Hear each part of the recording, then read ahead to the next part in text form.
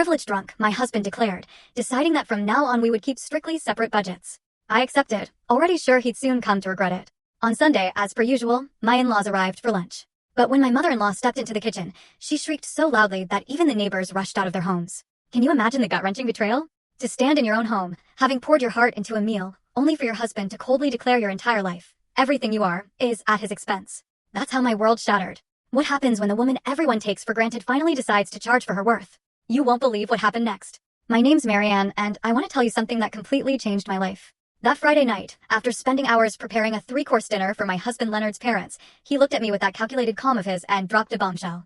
He said, "Your comfortable life at my expense is over." Just like that.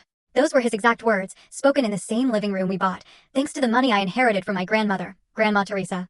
I still remember his tone, the coldness in his voice. It was as if he were signing a contract instead of tearing our marriage to shreds. You know, there are some humiliations that don't hit you like a slap. They don't sting immediately. They seep in, like a silent poison, slowly paralyzing you before you even notice. Have you ever been made to feel invisible in your own home? Like everything you do just doesn't count?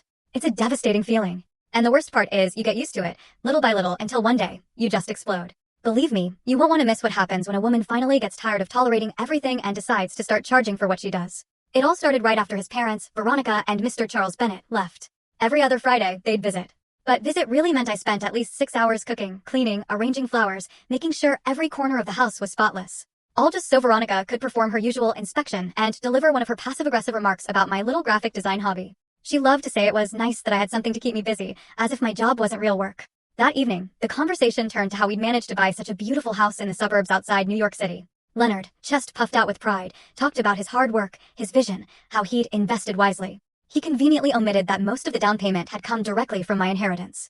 The moment the door closed behind his parents, he turned to me with that arrogant smile I've always despised. "Sweetheart," he said, "starting with the next payment, we'll have separate budgets. Your comfortable life at my expense is over." He said it with the calm confidence of someone who thought he had everything under control, expecting me to break down, to beg, to cry. But all I felt was a chill down my spine. The injustice of his words hit me like a truth that had always been there, simmering beneath the full story on the channel.